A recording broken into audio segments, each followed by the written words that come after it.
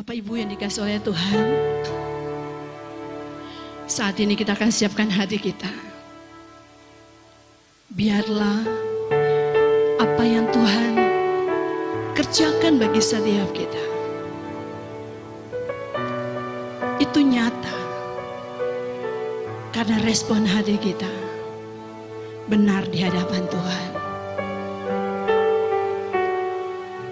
Allah kita adalah Allah yang memiliki kerinduan yang dalam untuk memulihkan setiap kita.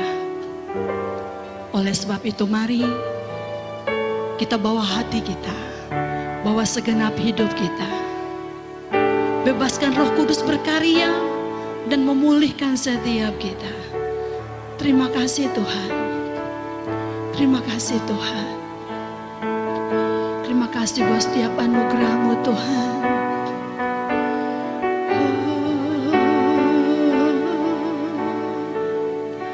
Terima kasih Yesus.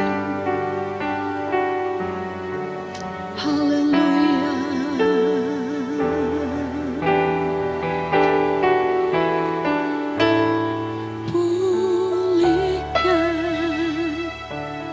Pulihkan hatiku dengan kasih-Mu.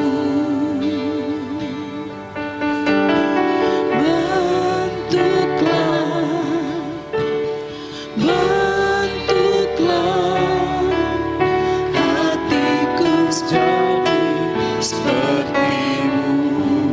Pulihkan kami Tuhan, pulihkan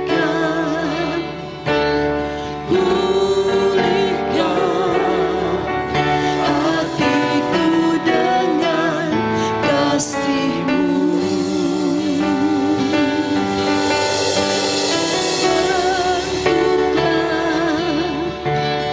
Bentuklah hatiku jadi seperti-Mu.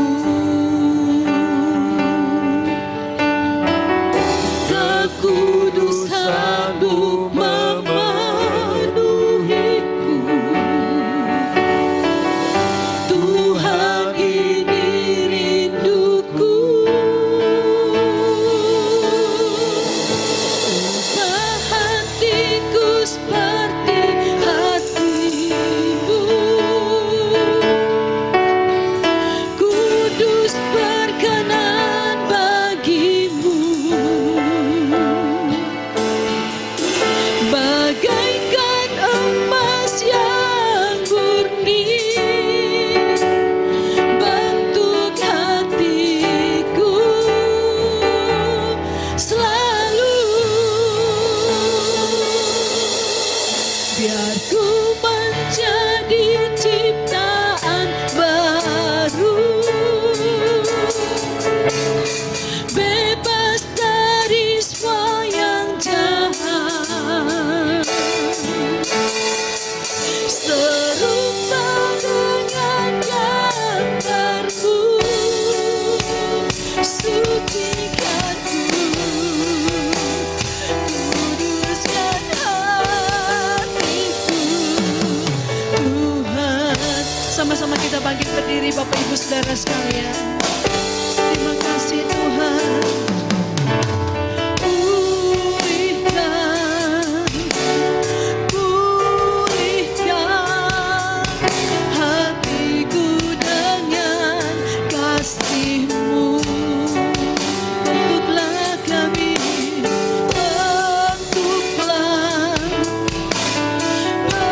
bentuklah hatiku jadi seperti-Mu.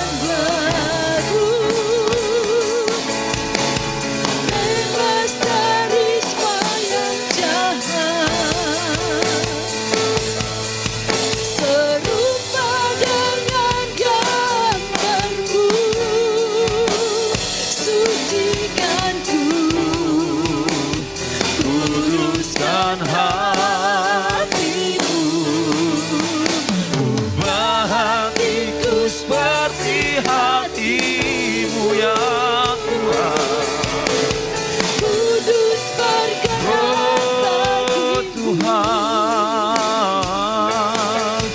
bagaikan emas yang murni bentuk hatiku selalu. Oh, biar ku menjadi ciptaan baru, bebas dari semua yang jahat, serupa dengan gambarmu, sucikan ku, kuduskan hatiku Tuhan.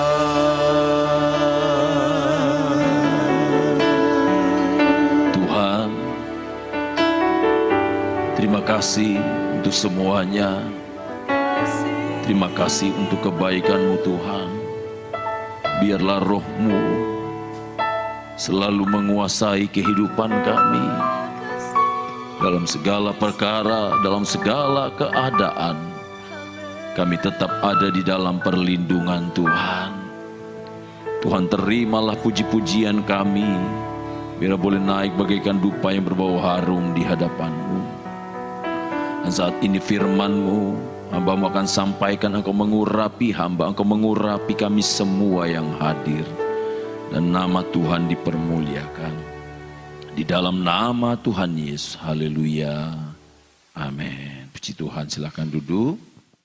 Sama-sama kita akan membaca firman Tuhan. Saya mengajak kita sama-sama bangkit berdiri, kembali bangkit berdiri. Kita membaca di dalam Filipi pasal yang keempat, ayat yang ke-7 sampai yang ke-8. Sama-sama kita bangkit berdiri. Filipi 4 ayat 7 dan ayat yang ke-8. Kita baca dengan keras. 2, 3. Damai sejahtera Allah yang melampaui segala akal akan memelihara hati dan pikiranmu dalam Kristus Yesus. Jadi akhirnya saudara-saudara, semua yang benar, semua yang mulia, semua yang adil, semua yang suci, semua yang manis, semua yang sedap didengar, semua yang disebut kebajikan dan patut dipuji, pikirkanlah semuanya itu. Amin, puji Tuhan. Tuhan memberkati, silakan duduk. Saya akan bacakan dalam terjemahan bahasa Indonesia sehari-hari. Maka sejahtera dari Allah yang tidak mungkin dapat dimengerti manusia. Saya ulang lagi, maka sejahtera dari Allah yang tidak mungkin dapat dimengerti manusia akan menjaga hati dan pikiranmu yang sudah bersatu dengan Kristus Yesus. Akhirnya saudara-saudara, isilah pikiranmu dengan hal-hal bernilai yang patut dipuji, yaitu hal-hal yang benar, yang terhormat, yang adil, murni, manis, dan baik. Jadi luar biasa ya saudara firman Tuhan ini, apalagi dalam terjemahan yang bahasa Indonesia sehari-hari. Firman Tuhan pagi hari ini saya beri tema pikiran yang tertuju kepada Kristus. Bapak Ibu, di dalam ayat yang ke-7 tadi, firman Tuhan dikatakan begini, damai sejahtera Allah yang melampaui segala akal. Kalau saudara lihat damai sejahtera Allah biasanya kan saya berkata begini kepada saudara, Shalom, iya kan? Assalam ya. Itu damai sejahtera Allah melimpah turun ke atas kita semua ya. Damai sejahtera Allah ada di dalam kehidupan kita semua. Nah, di dalam ayat yang ke-7 ini dikatakan bahwa akan memelihara hati dan pikiran saya dan saudara di dalam Kristus, memelihara. Ya, sehingga kalau Kristus sudah memelihara hati dan pikiran saya dan saudara, lanjut di dalam ayat yang ke-8, akhirnya saya dan saudara dituntut apa? Dituntut untuk memikirkan hal-hal yang manis, yang sedap didengar, dan yang lain sebagainya yang terdapat di dalam ayat yang ke-8. Nah, Bapak Ibu Saudara, kalau kita berbicara tentang pikiran Kristus atau pikiran yang tertuju kepada Kristus, berarti pikiran saya dan saudara ini harus sejalan dengan pikiran Kristus. Berarti pikiran saya dan saudara ini harus seirama dengan pikiran Kristus, harus sepadan dengan pikiran Kristus. Kalau saudara baca di dalam Alkitab, dalam Kejadian, mari kita lihat ya. Saya ajak saudara, saya pas mengingatnya ya, proses penciptaan manusia. Dalam Kejadian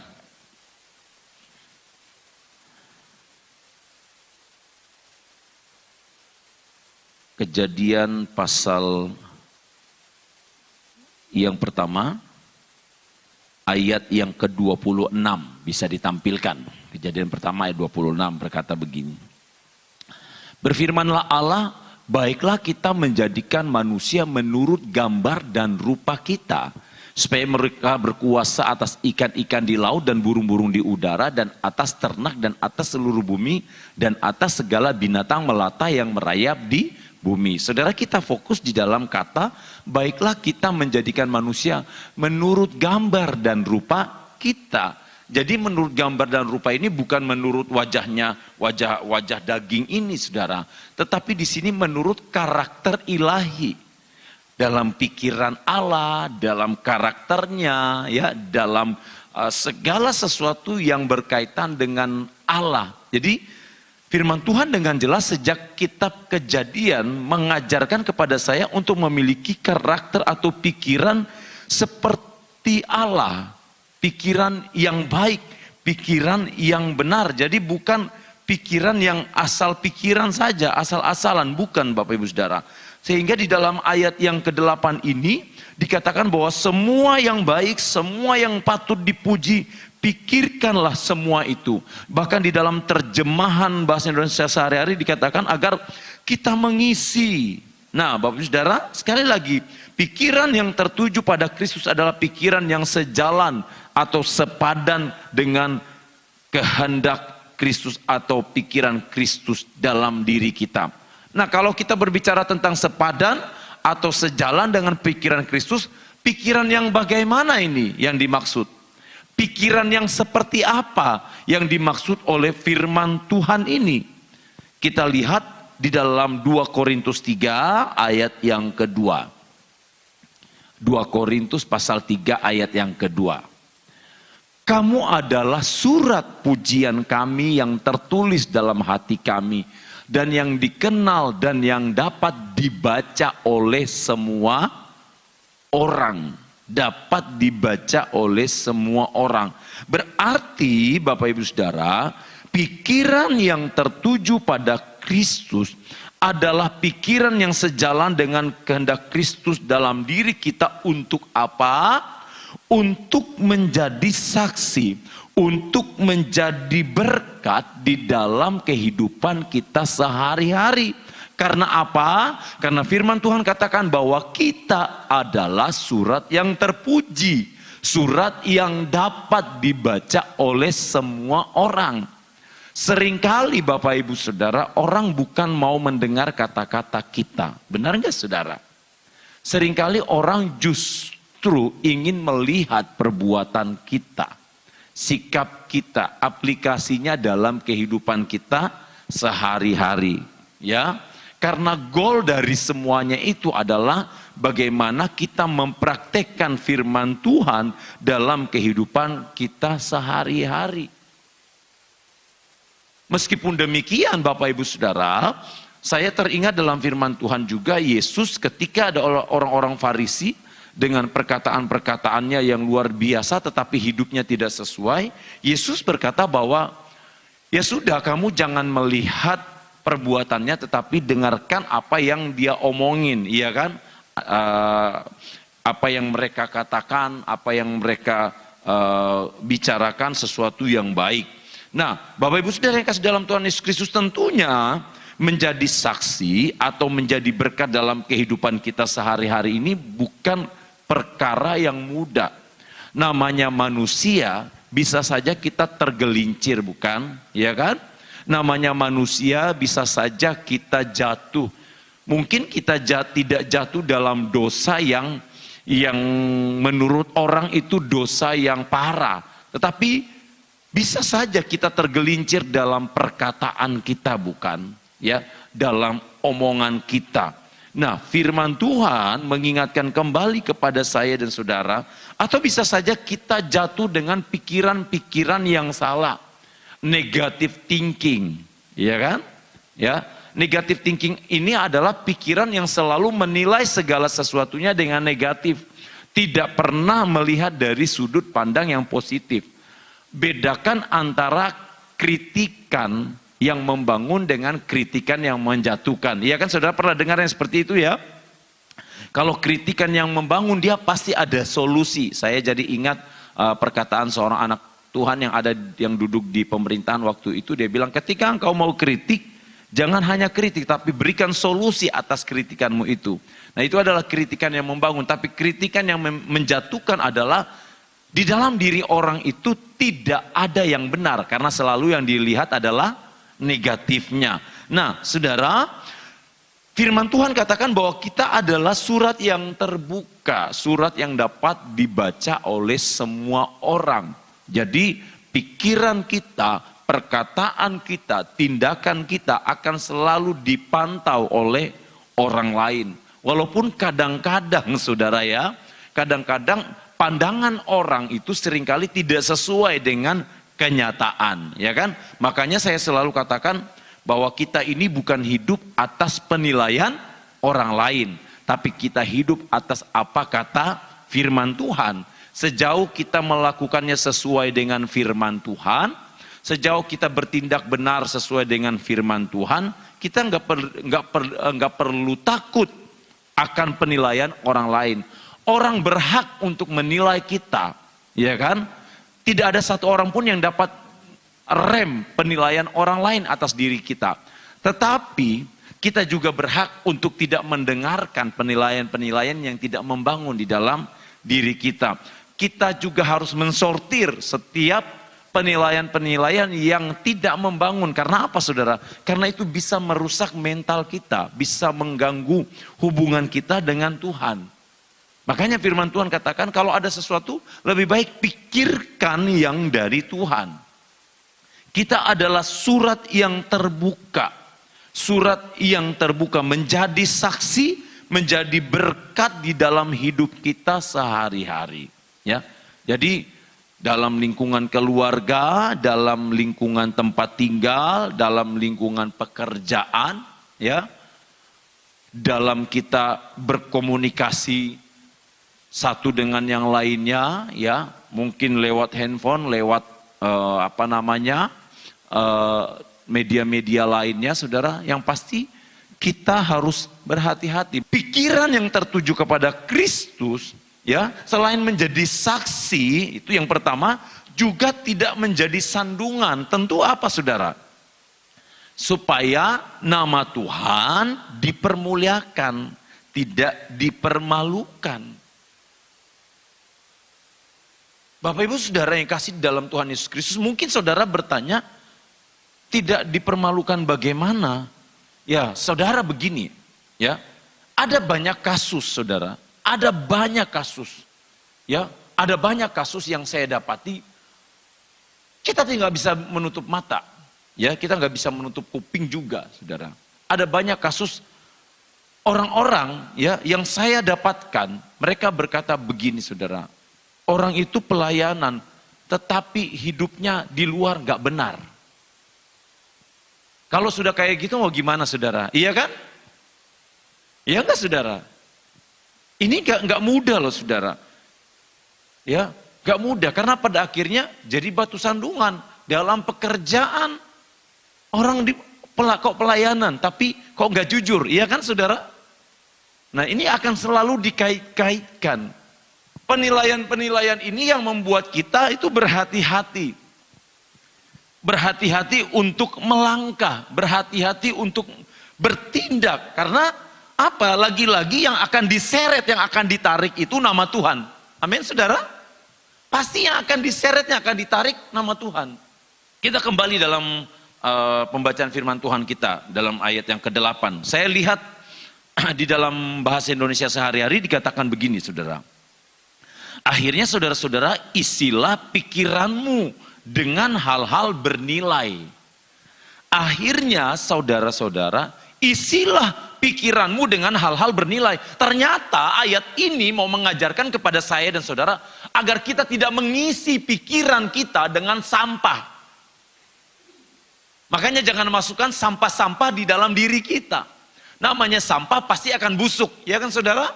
Semua yang namanya sampah pasti bau busuk. Jadi pikiran kita yang pikiran Kristus ini, kalau ada sampah sedikit saja akan mencemarkan yang baik-baik itu. Yang tadinya bagus jadi tidak baik. Firman Tuhan katakan, isilah pikiranmu dengan hal-hal yang bernilai. Bukan yang tidak bernilai.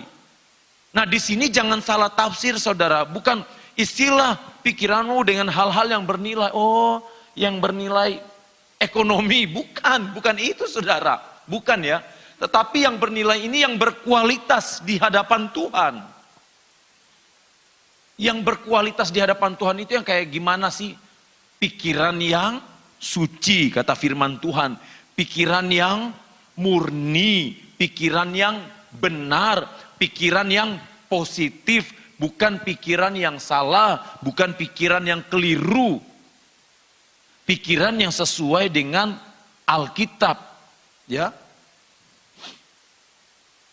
Jadi yang kita lakukan itu kita harus benar-benar dapat menguasai, mengendalikan pikiran kita di hadapan Tuhan sesuai dengan firman Tuhan. Mengapa Bapak Ibu Saudara? Kita harus dapat menguasai pikiran kita, kita harus mengisinya dengan hal-hal yang bernilai.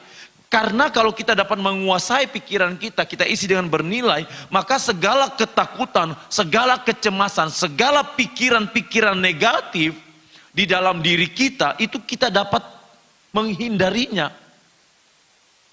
Jadi, supaya pikiran kita terarah kepada Kristus, kita harus bisa menguasai, mengendalikan pikiran kita. Murid-murid Yesus, contoh ya, di dalam Matius 14 ayat 22 sampai ayat 33. Ini ceritanya murid-murid Yesus ini, kita baca aja deh, Matius 14 ayat 22 sampai 33 walaupun panjang. Ya. Ini 10 ayat. Sesudah itu Yesus segera memerintahkan murid-muridnya naik ke perahu dan mendahuluinya ke seberang. Sementara itu ia menyuruh orang banyak pulang. Dan setelah orang banyak itu disuruhnya pulang, Yesus naik ke atas bukit untuk berdoa seorang diri. Ketika hari sudah malam, ia sendirian di situ. Perahu murid-muridnya sudah beberapa mil jauhnya dari pantai dan diombang-ambingkan gelombang karena angin sakal. Kira-kira jam 3 malam datanglah Yesus kepada mereka berjalan di atas air. Ketika murid-muridnya melihat dan berjalan di atas air, mereka terkejut dan berseru, "Itu hantu!" Lalu berteriak-teriak karena takut. Tetapi segera Yesus berkata kepada mereka, "Tenanglah, aku ini, jangan takut." Lalu Petrus berseru dan menjawab dia, "Tuhan, apabila engkau itu suruhlah aku datang kepadamu berjalan di atas air." Kata Yesus, "Datanglah." Maka Petrus turun dari perahu dan berjalan di atas air mendapatkan Yesus. Tetapi ketika dirasanya tiupan angin, takutlah ia dan mulai tenggelam lalu berteriak, "Tuhan, tolonglah aku." Segera Yesus mengulurkan tangannya, memegang dia dan berkata, "Hai orang yang kurang percaya, mengapa engkau bimbang?" Lalu mereka naik ke perahu dan angin pun redalah. Ayat 33, dan orang-orang yang ada di perahu menyembah dia, katanya, "Sungguh sesungguhnya engkau anak Allah." Saudara, di dalam Matius 14 ayat 22 sampai ayat 33 ini bercerita tentang apa? Bercerita tentang Yesus dan murid-murid yang ketakutan, yang dikuasai ketakutan, kecemasan, ya, ketika mereka sedang berada di perahu di tengah-tengah angin sakal yang menghantam perahu mereka. Takut wajar. Ya, bagaimana mau nggak takut saudara? Ya, ada angin sakal. Tetapi yang menjadi masalah adalah titik awal. Ya, saudara baca tadi di awal-awal kan, Yesus berdoa. Ya, Yesus pergi berdoa dan murid-murid berjalan sendiri. Ya, berjalan sendiri, mereka naik perahu. Ya, mereka naik perahu dan pada akhirnya mereka dihantam oleh angin sakal perahu mereka. Kenapa saudara? Harusnya kan sejak awal mereka harus ajak Yesus. Mereka jangan membiarkan Yesus sendiri. Tetapi yang terjadi mereka pergi sendiri. Karena apa? Mereka berpikir, gak ada Yesus juga gak apa-apa. Ini pikiran murid-murid. Gak bersama Yesus juga gak apa-apa. Kita kan udah terbiasa mengatasi perjalanan dalam pelayaran. Kita udah terbiasa sebagai nelayan. Mereka ngandalin kekuatan sendiri. Tapi apa yang terjadi? Ketika angin sakal datang, mereka cemas. Waduh, pikiran mereka mulai dikuasai, pikiran mereka mulai dikuasai oleh ketakutan. Nanti kalau kami tenggelam gimana? Nanti kalau kami hancur di sini gimana? Kapal kami karam atau hancur dan lain sebagainya, kami gimana? Kami gak bisa buat apa-apa. Yang lebih parah lagi, ketika Yesus datang, ya, ketika Yesus datang kepada mereka, ya wajar ya saudara ya, tengah malam Yesus datang, jalan di atas air, ya kan? Saudara kira-kira kalau saudara berada di posisi murid-murid gimana? Ayo saya tanya saudara. Mungkin kita sama dengan seperti murid-murid Yesus, ya enggak? Mungkin. Kadang-kadang orang-orang bilang, murid-murid Yesus kok Yesus dibilang hantu. Hei, kamu belum berada, itu di zaman yang lampau itu nggak ada lampu pelabuhan loh, nggak ada lampu mercusuar yang terang benderang itu gelap loh, di tengah lautan loh itu. Wajar, secara manusia wajar. Kalau mereka melihat Yesus berjalan di atas air dan berkata, itu hantu. Wajar. Cuman, kewajaran mereka itu sudah terlebih dahulu dilatar belakangi oleh ketakutan yang menguasai pikiran mereka. Ya kan? Ibaratnya sudah jatuh tertimpa tangga. Kapal udah karam, kapal sudah diombang-ambingkan angin sakal, mereka takut. Tiba-tiba ada satu sosok yang berjalan di atas air. Waduh, hantu nih. Tapi kalau mereka bergaul karib dengan Yesus, harusnya mereka tidak melihat Yesus sebagai sosok hantu. Banyak anak-anak Tuhan ya melihat Yesus dalam tanda kutip ketika terjadi masalah. Ya, ketika terjadi masalah melihat Yesus sebagai sosok hantu dalam tanda kutip. Gimana cara mereka melihat Yesus sebagai sosok hantu? Saya kasih tahu saudara, saya kasih contoh begini. Ketika mereka mengalami masalah yang paling dalam hidupnya, ya, Tuhan mau tolong dia, tapi sudah tertutup ini, sudah pikiran sudah kacau. Aduh, enggak mungkin Tuhan tolong ini. Ini sudah waktu sudah dekat, semuanya sudah harus diselesaikan. Ada masalah, sudah nggak bisa lagi. Ya itu seperti hantu. Pikirannya sudah dikuasai oleh hal-hal yang negatif, yang seolah-olah Yesus itu tidak sanggup menolong. Seolah-olah Yesus itu tidak dapat berbuat apa-apa di dalamnya. Di dalam kehidupannya. Itu maksud saya tadi seperti hantu dalam tanda kutip. Nah banyak anak-anak Tuhan seperti ini. Seperti murid-murid Yesus. Awalnya ngandalin kekuatan sendiri. Gak ada Yesus gak apa-apa. Aku kan udah terbiasa ngatasin masalah ini. Begitu masalahnya besar baru mencari Tuhan. Tetapi ketika Tuhan datang, ya tadi mencari Tuhan, tapi ketika Tuhan datang mau menolong, yang dilihat bukan Tuhan tapi hantu. Nah ini saudara, ya. Kenapa? Karena tidak dapat lagi menguasai atau mengendalikan pikirannya. Sehingga dikuasai oleh ketakutan, dikuasai oleh kecemasan, dikuasai oleh pikiran-pikiran yang negatif. Jadi Bapak Ibu Saudara, firman Tuhan katakan isilah dengan pikiran-pikiran yang bernilai. Yang terarah kepada Kristus. Orang yang pikiran terarah kepada Kristus, selain dia dapat menguasai atau mengendalikan pikirannya, dia juga akan selalu membangun, ya, membangun atau menggerakkan pikiran yang positif. Ini saudara, dia akan membangun atau menggerakkan pikiran yang positif. Memikirkan hal yang benar menurut Tuhan. Kolose 3 ayat 1 sampai 10. Kolose 3 ayat 1 sampai 10. Kita lihat firman Tuhan ini. Karena itu kalau kamu dibangkitkan bersama dengan Kristus, carilah perkara yang di atas, di mana Kristus ada, duduk di sebelah kanan Allah. Pikirkanlah perkara yang di atas, bukan yang di bumi. Sebab kamu telah mati dan hidupmu tersembunyi bersama dengan Kristus di dalam Allah.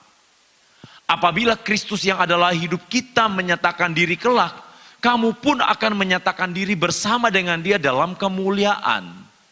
Karena itu matikanlah dalam dirimu segala sesuatu yang duniawi, yaitu percabulan, kenajisan, hawa nafsu, nafsu jahat, dan juga keserakahan yang sama dengan penyembahan berhala.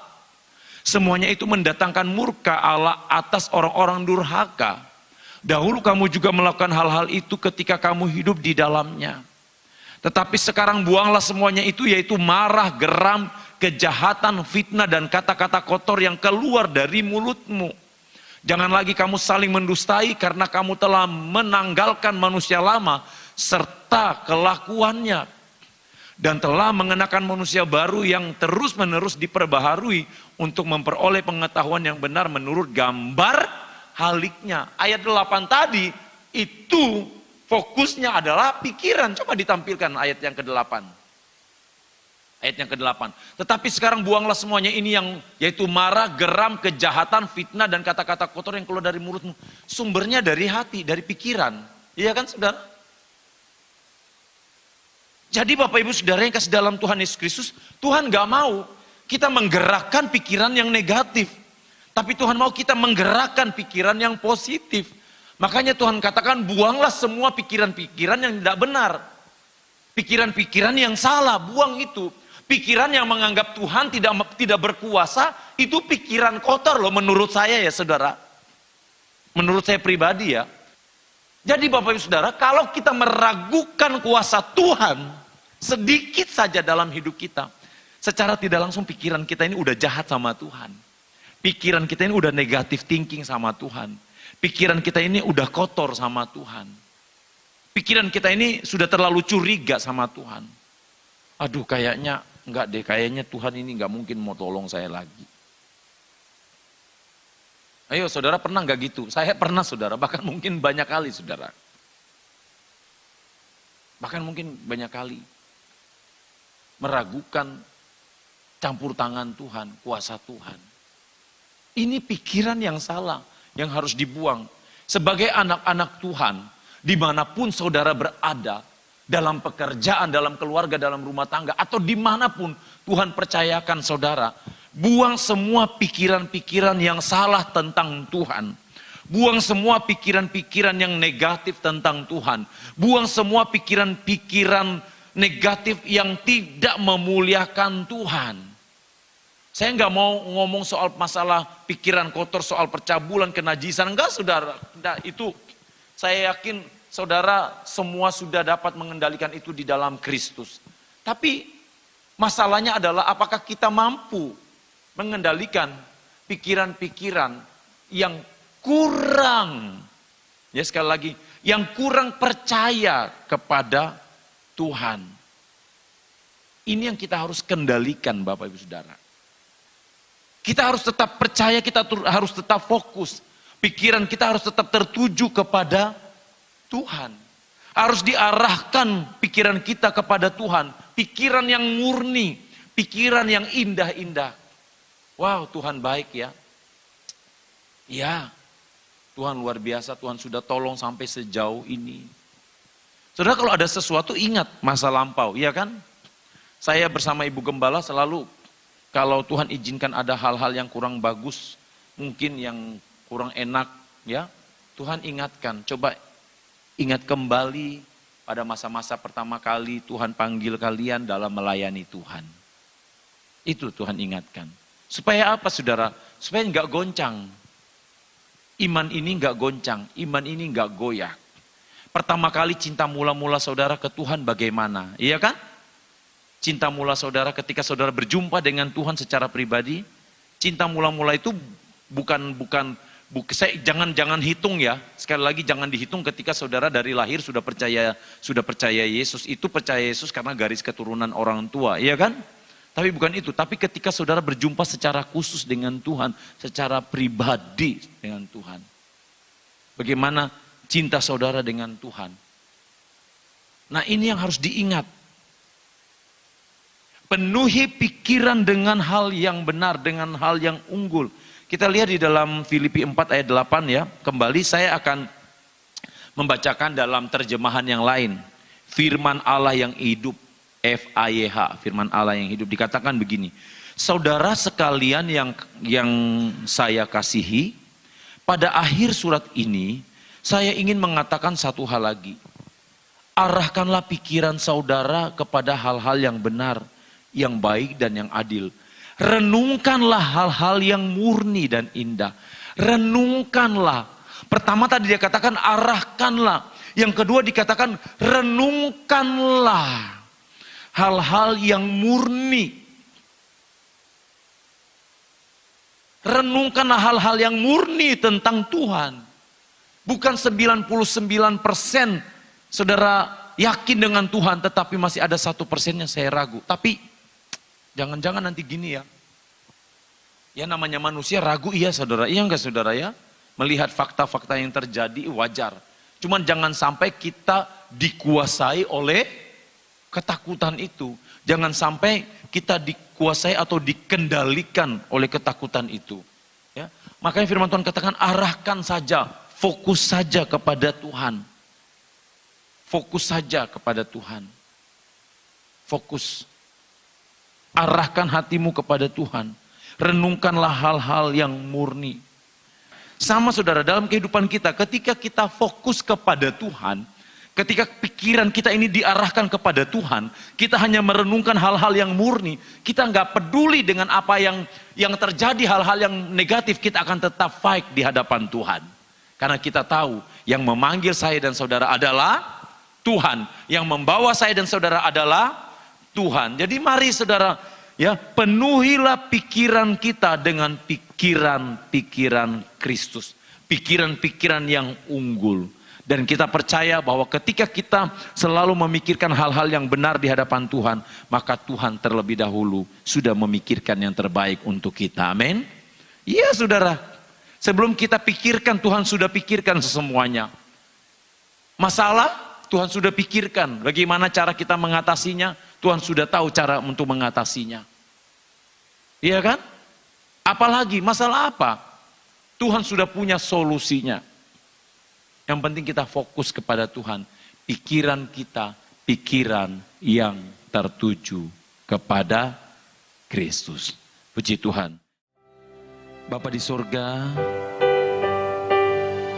pagi hari ini kami mau menjadi pribadi-pribadi yang berpikir unggul di hadapan Engkau. Yang mengarahkan pikiran kami hanya kepada Engkau ya Tuhan. Karena kami tahu bahwa ketika pikiran kami hanya tertuju kepada Engkau, maka pikiran-pikiran terbaik Engkau sudah siapkan dalam hidup kami. Hal-hal yang baik Engkau sudah siapkan ya Tuhan. Tolong kami agar kami tidak pernah meragukan Engkau. Tolong kami agar kami tidak pernah meragukan apa yang Engkau sudah pikirkan buat kami Tuhan. Terima kasih Tuhan.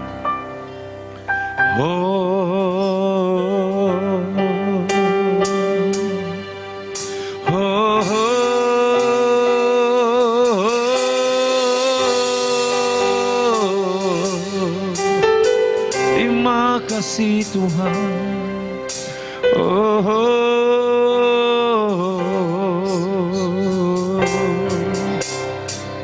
Terima kasih Yesus.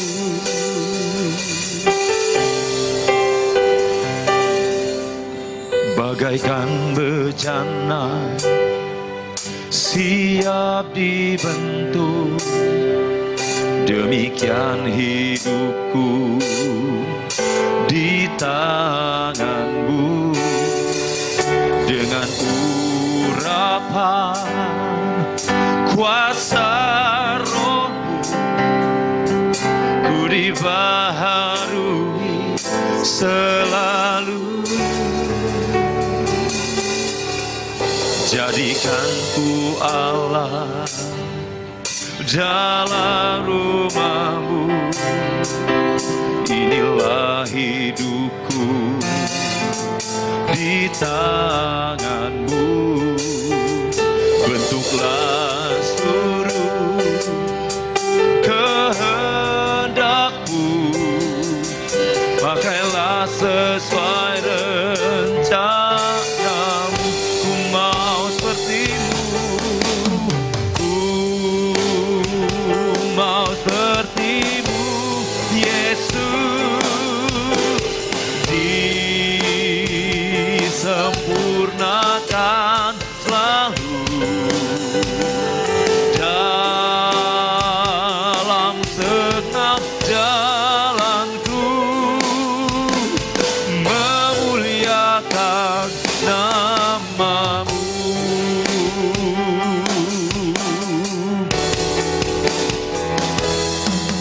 Bagaikan bejana siap dibentuk, demikian hidupku di tangan-Mu, dengan urapan kuasa Roh-Mu ku dibaharui selalu. Amin. Jadikan ku Allah dalam rumah-Mu, inilah hidupku di tangan-Mu. Bentuklah seluruh kehendak-Mu, pakailah sesuai rencana-Mu. Sama-sama bangkit berdiri dan katakan,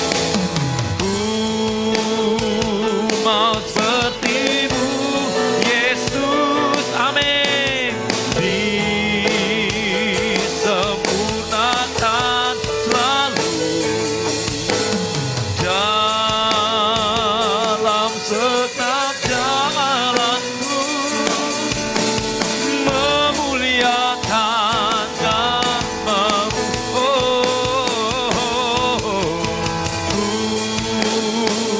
Mau seperti-Mu, Yesus.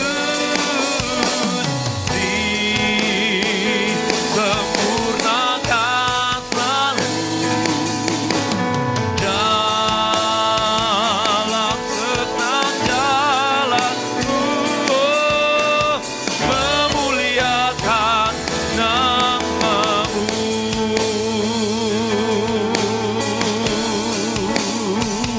Kami sembah Kau, kami sembah Kau.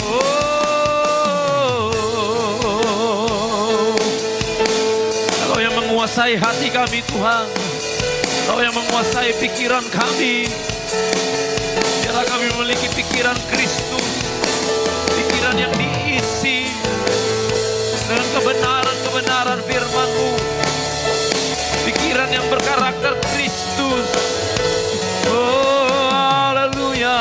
Oh, haleluya. Oh, haleluya. Haleluya. Haleluya. Haleluya. Haleluya. Haleluya, haleluya, haleluya. Haleluya, haleluya. Mari kita menyembah. Haleluya.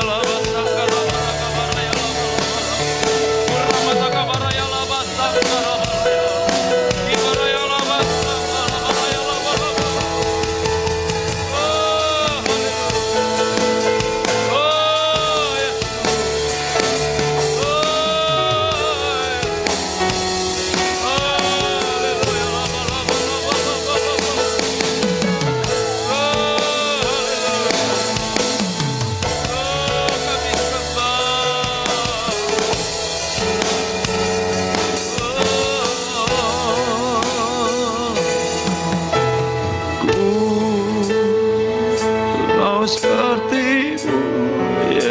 Terima kasih Tuhan. Terima kasih Roh Kudus.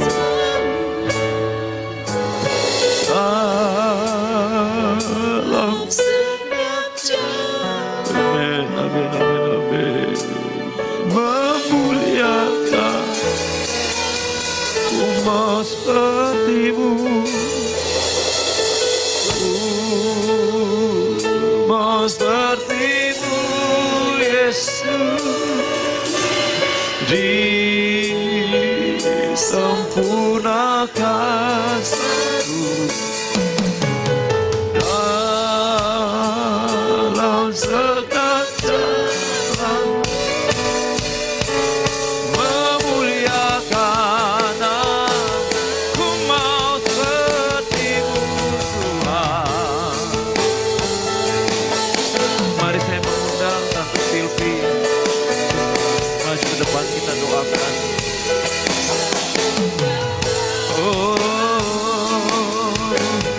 Dalam segala jalan memuliakan namamu Tuhan. Terima kasih Tuhan, terima kasih untuk semuanya. Terima kasih buat anugerah-Mu dalam hidup kami. Biarlah kami menjadi umat-umat yang selalu berpikir seperti pikiran Kristus, yang mengarahkan hati kami kepada kekekalan, kepada apa yang Tuhan mau di dalam hidup kami. Tuhan, mari Engkau berkati semua anak-anak-Mu yang hadir pada saat pagi hari ini. Tidak lupa kami berdoa buat saudara-saudara kami yang tidak sempat hadir ya Tuhan. Tuhan juga datang secara khusus dalam kehidupan mereka, dapat bergabung di waktu-waktu yang mendatang ya Tuhan. Tuhan memberkati ya Tuhan, Engkau tarik setiap roh. Tuhan memberkati bangsa kami, Engkau memberkati kota kami, Engkau memberkati Tuhan segala sesuatunya. Dan biarlah segala kemuliaan hanya layak bagi nama. Yang sakit Engkau sembuhkan, yang lemah Engkau kuatkan, yang susah Engkau hiburkan, semangat yang patah Engkau bangkitkan kembali Tuhan. Terima kasih Tuhan, kalau sebentar umat makan pulang sertai di perjalanan tibakan dengan selamat. Kami berdoa juga buat anak-anak sekolah minggu untuk ibadah sebentar. Tuhan hadir dalam ibadah anak-anak sekolah minggu ini. Terima kasih Tuhan. Mari saudaraku, terimalah berkat Tuhan. Tuhan melindungi engkau. Tuhan menghadapkan wajahnya kepada engkau dan memberi engkau damai sejahtera. Biarlah engkau pulang dengan membawa kekuatan, kuasa, pikiran Kristus yang tidak terbatas hari ini sampai selama-lamanya dalam nama Tuhan Yesus. Haleluya. Amin. Tuhan memberkati.